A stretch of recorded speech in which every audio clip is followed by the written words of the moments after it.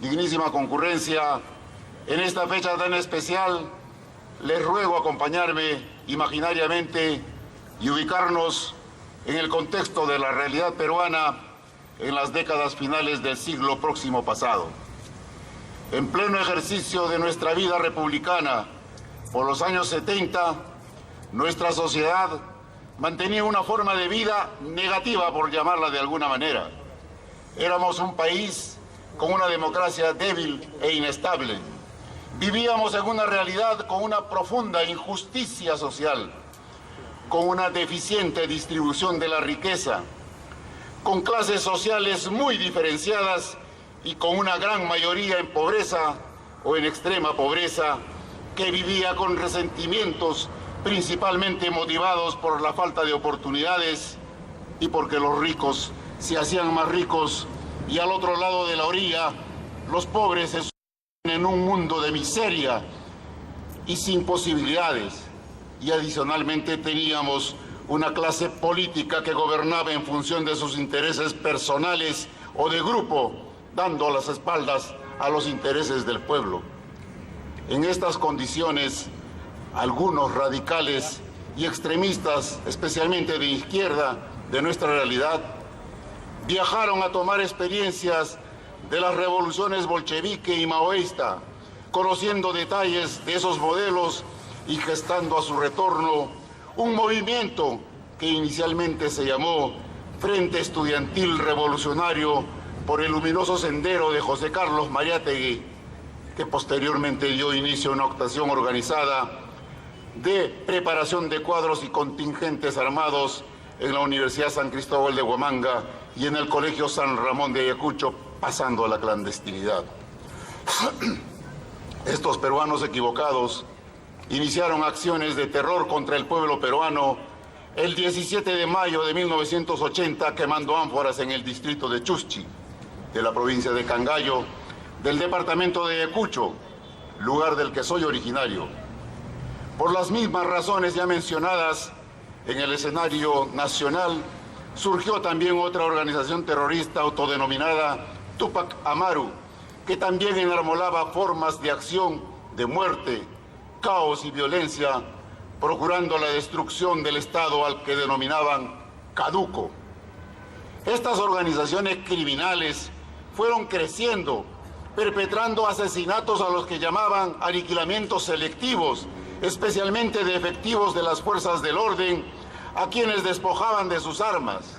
asesinatos de autoridades edilicias, políticas, de dirigentes comunales. Producían constantes apagones como consecuencia del derribamiento de torres de alta tensión, destruían puentes, realizaban ataques armados contra instituciones de desarrollo, se daban con frecuencia los estallidos de coches bombas, se producían ataques a medios de comunicación, asaltos y robos a mano armada que denominaban confiscaciones, se realizaban además cobros de cupos y actividades extorsivas que como país pensante nunca debemos olvidar. Los terroristas fueron con el correr del tiempo fortaleciendo su organización militar y política, llegando a ocupar gran parte del territorio nacional, en el caso de Sendero Luminoso, a través de los denominados comités regionales del norte, del sur, del centro, Comité Regional del Guayaga, Comité Regional Metropolitano y Principal. Y en cada uno de estos lugares, comités zonales y subzonales, con un trabajo político, por ejemplo, del llamado Socorro Popular, que en algún momento se militarizó, del Departamento de Apoyo Organizativo, de Trabajo Especial en Cárceles, el de Imagen Internacional, etc. Y en el caso de los terroristas de Tupac Amaru, a través de los frentes nororiental, del norte, del sur y del centro. Estas acciones tuvieron el terrible desenlace de decenas de miles de muertos, de millonarias pérdidas económicas y el alejamiento de los inversionistas nacionales y extranjeros. Adicionalmente, el fenómeno migratorio del campo a la ciudad y del Perú hacia los demás países del orbe. Mientras los delincuentes terroristas crecían organizativamente, los políticos de turno no habían aprendido la lección. En lugar de fortalecer a las fuerzas policiales existentes en ese entonces, las debilitaron,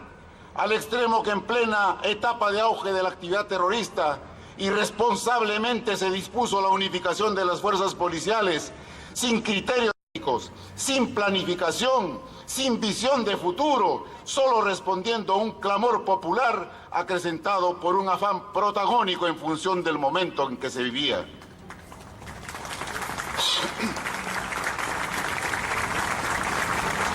Es necesario dejar constancia que si es verdad que la injusticia social era evidente y lacerante, el camino para su solución se debía y debe darse necesariamente en democracia, con esfuerzo y participación de todos los estamentos de nuestra realidad,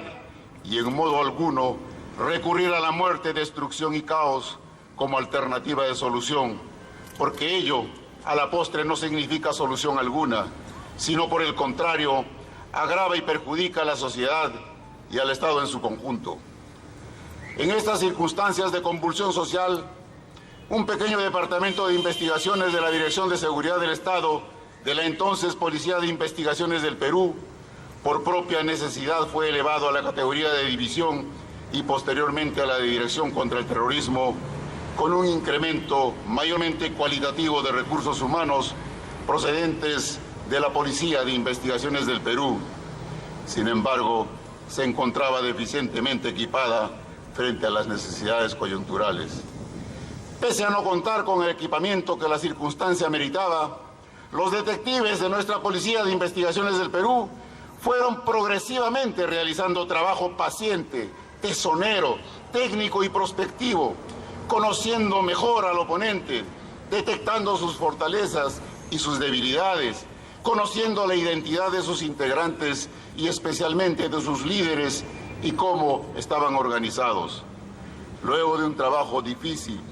pero eficiente y sostenido, realizado por los detectives de la Policía de Investigaciones del Perú, en un periodo de casi una década, se llegó a la materialización de la Operación Victoria, la noche del 12 de septiembre de 1992, un día como hoy, cuando en un inmueble ubicado en la urbanización Los Sauces, en el distrito limeño de Surquillo, a las 20:45 horas, se capturó al cabecilla de la organización criminal Abimael Guzmán Reynoso y algunos integrantes de su cúpula sangrienta, lo que significó, conforme ellos mismos han llamado, un recodo en el camino y orientándose a partir de esta gran operación policial, el retorno a la paz social tan ansiada y con ella al crecimiento sostenible tan deseado. La actuación de la Policía de Investigaciones del Perú tiene un significado histórico para nuestra querida patria y dentro de ella, en el quehacer de nuestra Dirección Nacional contra el Terrorismo, es necesario reconocer la importancia del trabajo de dirección de todos esos años que progresivamente fue construyendo una organización policial especializada, eficiente y posibilitó la permanencia del llamado Grupo Especial de Inteligencia en la estructura orgánica de la DIRCOTE, asignándole recursos aun cuando eran mínimos y encaminando un trabajo sostenido. Reconocer la capacitación en operaciones de inteligencia, incluso con el apoyo de organismos especializados de otros países. Permítanme una mención especial para los Estados Unidos de Norteamérica, país que tuvo bien, por los canales oficiales, brindar un permanente y constante apoyo a favor de las operaciones que nuestra DIRCOTE realizaba a nivel nacional. Reconocer el trabajo sistémico a nivel nacional, especialmente el que realizaban en las DIRCOTERS, en las jurisdicciones donde operaban el Comité Regional Principal del Alto Guayaga, Norte y Sur, así como el trabajo de los deltas en el nivel del Comité Regional Metropolitano. Y obviamente reconocer el trabajo de inteligencia operativa, minucioso, exhaustivo, detallado, sacrificado, tesonero y eficiente y exitoso, que realizaron los integrantes del Grupo Especial de Inteligencia con un equipo que se ha constituido en el orgullo nacional de cómo se investiga ejemplo para todas las policías del mundo. El resultado de este trabajo, realizado por la Policía de Investigaciones del Perú, trajo como consecuencia la caída del aparato militar de la organización terrorista Sendero Luminoso casi en un 95%, y con ello la posibilidad de tener un país viable, pasible de recibir a los inversionistas nacionales e internacionales sin los temores que la presencia del accionar terrorista implicaba antes. Es menester también tener presente que existen muchos otros héroes que silenciosamente han realizado un trabajo sacrificado sin esperar mayor recompensa que ver a sus conciudadanos vivir en paz y construyendo mejores condiciones de vida para las generaciones del futuro.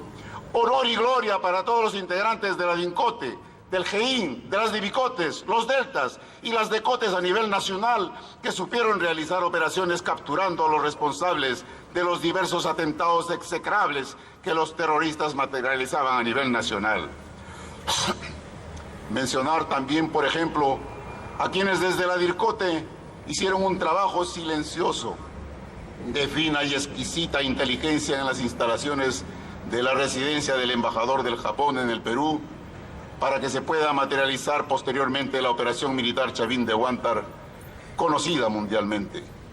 Hombres y mujeres de bien pertenecientes a nuestra querida DIRCOTE, obviamente detectives de la PIP, que jamás han reclamado reconocimiento alguno. Estos hechos han dado lugar a que por medio de algunas normas se instituya el Día de la Pacificación Nacional. Inicialmente por la Ley 29031 del año 2007, esta que fue modificada por la Ley 29960 del año 2012 y últimamente por la Ley 3655 del 4 de septiembre del año pasado, en el que se instituye el 22 de abril y el 12 de septiembre de cada año como días de los defensores de la democracia en homenaje a los miembros de las Fuerzas Armadas, Policía Nacional del Perú, a los comandos integrantes del operativo militar Chavín de Huántar, a los miembros del Grupo Especial de Inteligencia GEIN de la Dirección contra el Terrorismo, DIRCOTE de la Policía Nacional del Perú, a los integrantes de los comités de autodefensa y ciudadanos que fallecieron, quedaron heridos o discapacitados como resultado de la lucha contra el terrorismo, y a todos aquellos que en la lucha contra subversiva prestaron eminentes servicios a la nación. Señores, fechas más o fechas menos, mencionando a unos y omitiendo tal vez a otros, en realidad no importa. La historia ya está escrita y siempre se sabrá que fue la Policía de Investigaciones del Perú la que, empleando trabajo altamente especializado de inteligencia y realizando operaciones policiales de gran nivel, puso a buen recaudo a los cabecillas e integrantes de las organizaciones terroristas, devolviéndoles la paz al pueblo peruano, y no como en otras realidades, en que los gobernantes de turno se han tenido que ver obligados a sentarse y a negociar con los criminales terroristas, otorgándoles cuotas de poder y utilidades, porque su policía nunca pudo lograr lo que en el Perú sí se alcanzó. Hoy pretenden traernos a esa policía como ejemplo a seguir, cuando ellos jamás alcanzaron el éxito que con toda humildad llevan orgullosos los detectives peruanos.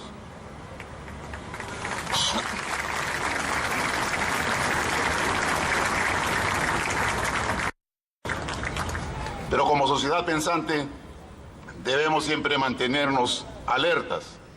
Las experiencias adquiridas son muy útiles para impedir el retorno de la violencia. Hoy más que nunca, cuando la paz alcanzada con tanto sacrificio y con un protagonismo especial de parte de nuestra amada PIP está amenazada. No debemos olvidar lo que significa el mensaje que dio el criminal Abimael Guzmán Reynoso cuando de manera pública señaló que su captura significaba solo un recodo en el camino y ordenó a sus huestes superar el recodo. Un recodo en el camino significa que organizacionalmente se encuentran en condiciones tales que no pueden realizar acciones armadas exitosas y que necesitan, empleando otras estrategias y estratagemas,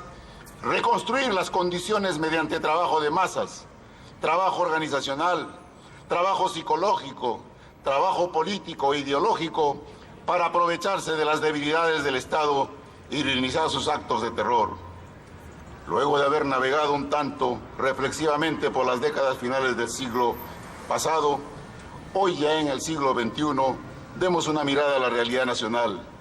La situación en estos momentos se torna mucho más compleja que antes para el Perú, pues a la alta conflictividad social descrita de manera escueta y que las organizaciones terroristas con nuevas estrategias pretenden revivir, se agrega el ingrediente del debilitamiento del sistema democrático, una aguda crisis política, el descalabro de las principales instituciones del Estado, crisis en el poder legislativo, crisis en el poder ejecutivo, crisis en el poder judicial, crisis en el poder electoral y crisis en los organismos constitucionales autónomos como el Ministerio Público o el Consejo Nacional de la Magistratura o el Tribunal Constitucional. Las organizaciones criminales que tienen como forma de operar a la corrupción han copado estas instancias y lamentablemente toda esta situación de coyuntura sin que exista un cuerpo autónomo y especializado de investigaciones. Por estas razones, saludo la inteligente demanda planteada por algunos especialistas de seguridad que han señalado la necesidad de la existencia de un cuerpo de investigaciones con autonomía plena y funcionamiento sistémico. Sobre este particular, quisiera muy respetuosamente llamar a la reflexión a quienes han salido a señalar que la propuesta vendría a ser de retroceso o un retorno a la situación anterior a la de la unificación de la policía. No, señores. Permítaseme, siempre de manera respetuosa, señalar que no comparto con esa posición, pues no se trata de un retorno a una etapa anterior. El problema de códigos es un problema secundario ante la grave crisis que vive el país. Debemos entender que es la propia realidad social de nuestra patria la que a gritos pide la existencia de un gran cuerpo especializado para luchar contra el crimen organizado, contra el terrorismo y la corrupción. Pues hoy los esfuerzos denodados que realizan las unidades especializadas como la DIRINCRI o la DIRCOTE, a las que felicitamos por los éxitos sacrificados que vienen alcanzando, no son suficientes, y no por carencia de aspectos cualitativos, sino por las erradas decisiones políticas que en lugar de fortalecerlas, las vienen debilitando a tal punto que la coyuntura se torna en insuperable. La DIRINCRI, la DIRCOTE y las unidades especializadas no tienen carácter sistémico, y mientras que la delincuencia común y el crimen organizado trabajan sin fronteras y mejor equipadas, la policía, pese a sus denodados esfuerzos, tienen limitaciones organizacionales, limitaciones de orden cuantitativo y cualitativo de recursos humanos y adicionalmente carecen de equipamiento de acuerdo a las necesidades coyunturales. Solo para citar un ejemplo, la implementación de un modelo acusatorio garantista que se da en la realidad peruana desde el año 2004 prioriza la prueba técnica y científica, el debido proceso y el respeto a los derechos principalmente de los delincuentes. Para ello, ha debido por lo menos haberse potenciado el sistema criminalístico a nivel nacional, y esto lamentablemente no ha sucedido. Ya han transcurrido 14 años de la implementación de este modelo, que por su equivocada aplicación más daño le ha causado al país. Ahí están los informes y los pedidos clamorosos que cada año hacen la Dirección de Criminalística y que no son atendidos. Estamos cada vez peor. La inseguridad en que vivimos, la impunidad como herramienta común en este nuevo proceso penal, en el que son liberados más del 95% de los delincuentes que la policía captura, y las demás circunstancias negativas, motiva que se reclame al Congreso de la República, a la Comisión de Defensa Nacional, Orden Interno, Desarrollo Alternativo y Lucha contra las Drogas, para que, cumpliendo con el mandato constitucional de fiscalización que tiene, evalúe las razones por las que el Código Procesal Penal en estos 14 años ha servido para perjudicar al pueblo peruano, y que es necesaria su revisión, su evaluación, y a partir de ella realizar los reajustes necesarios para que la Policía Nacional no esté atada de manos como hoy. Sin pretender ser pitonizo, circunscribiéndonos a dar una mirada analítica y prospectiva de nuestra realidad con proyección futurista, apreciando que la tendencia a la descentralización en el mediano plazo será una realidad y con ello el servicio policial será focalizado a instancias locales o regionales, surge la pregunta que cae por su propio peso: ¿y quién podrá luchar contra la criminalidad organizada que no tiene fronteras y trasciende regiones y países, tornándose cada vez más global? El caso Odebrecht, un caso de criminalidad organizada transnacional, nos da un claro ejemplo de lo que está pasando en los Estados Unidos del Brasil y en los Estados Unidos de Norteamérica. Las investigaciones han sido eficientes y los procesos penales han podido alcanzar convenientemente resultados positivos. ¿Por qué? Porque en esos países existen cuerpos de investigaciones que actuaron oportuna y eficientemente. Y en el Perú, damas y caballeros, es necesario decirlo,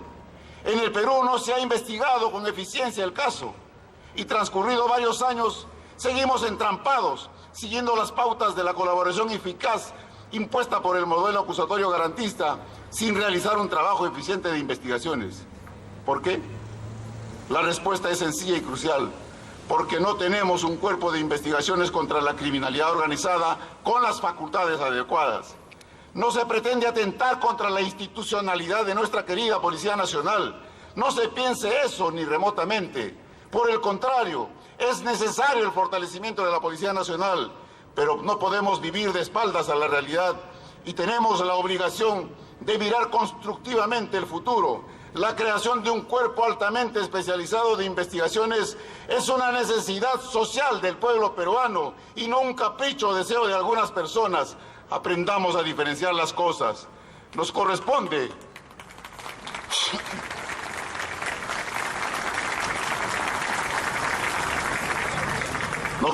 a los ciudadanos de bien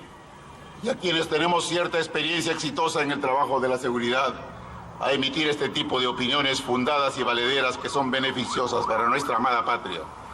Somos conscientes que los cambios organizacionales siempre traen dificultades y reparos. No obstante, cuando se sustentan en hechos reales y garantizan un desempeño eficiente en beneficio de nuestra sociedad, son necesarios y aunque algunos pocos tengan temor, deben hacerse. En este día de la pacificación, reiteramos nuestra gratitud a los detectives de la Policía de Investigaciones del Perú que sacrificadamente construyeron una realidad de paz que hoy disfrutamos y auguramos que las fuerzas del orden siempre se encaminen por la senda de la eficiencia, conscientes de que no existe mayor recompensa que aquella que se siente íntimamente al ver que nuestros connacionales disfrutan de una vida con paz, tranquilidad y orden, y saber íntimamente que se ha contribuido silenciosamente para alcanzar ese nivel de vida superior. ¡Feliz día, detectives del Perú!